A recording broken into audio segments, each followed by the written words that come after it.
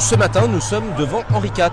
Et ça tombe bien parce que moi, j'ai été élève à Henri IV. Et j'ai été élève à Henri IV presque en même temps que M. Macron. Et il se trouve que quand on sort d'Henri IV, on peut faire comme M. Macron, c'est-à-dire aller gagner 3 millions en 1 an et demi chez Rothschild, tout simplement parce qu'on a des compétences particulières, en disant ensuite qu'on paye beaucoup d'impôts. Mais on peut aussi, pour le coup, être enseignant auprès du terrain, auprès des vrais gens, et avoir pour premier salaire 1 380 € quand on a payé sa mutuelle.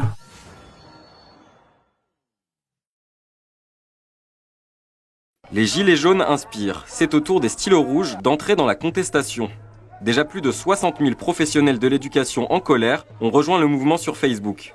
Et pour faire entendre leurs revendications, ils ont défilé samedi 12 janvier. La première des choses, notre première revendication, ce sont les salaires. On a perdu, nous, 40% de notre pouvoir d'achat en 40 ans. Donc nous demandons 40% d'augmentation.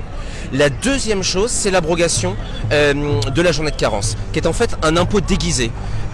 Quand on est malade 2 fois, 3 fois dans l'année, concrètement, à la fin de l'année, on a une taxe d'habitation en plus qui nous a été retirée sur nos fiches de paye. Bref, nos salaires baissent sans arrêt depuis des années. Donc nous demandons ce rattrapage de 40%. Dans toutes les régions, un même droit. Nous, les stylos rouges, nous ne sommes absolument pas contre nos syndicats.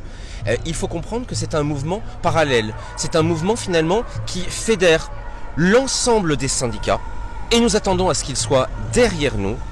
La deuxième chose, c'est qu'il fédère aussi des gens qui ne sont plus syndiqués, des gens parfois qui ne l'ont jamais été.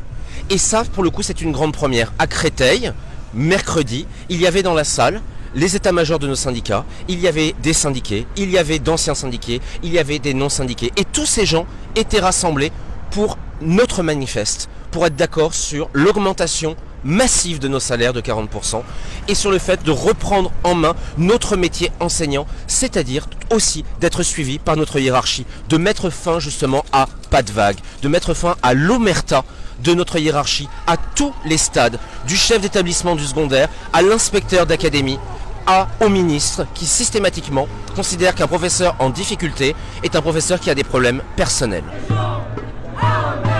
Mais les stylos rouges ne regroupent pas seulement des enseignants. Ils rassemblent tous les personnels précaires de l'éducation. Je suis accompagnant d'élèves en situation de handicap. On est présent avec les stylos rouges à travers nos collectifs d'accompagnants d'élèves en situation de handicap. On touche 600 balles par mois. On fait 6 ans de CDD. Je pense qu'on est représentatif des plus précaires dans l'éducation nationale.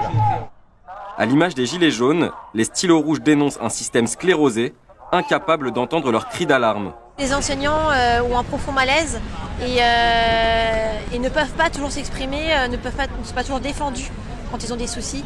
Et donc là, nous essayons de faire en sorte que enfin nous soyons entendus et écoutés. Les syndicats sont là, ils nous soutiennent, ils nous aident, mais on n'appartient pas à un groupe de syndicats. On se bat pour nous les enseignants, mais on se bat surtout pour les élèves qui ne peuvent pas travailler dans des bonnes conditions et qui sont les adultes de demain. Les stylos rouges ne comptent pas en rester là. Une nouvelle assemblée générale est prévue mercredi 16 janvier à 17 h à la maison des syndicats de Créteil.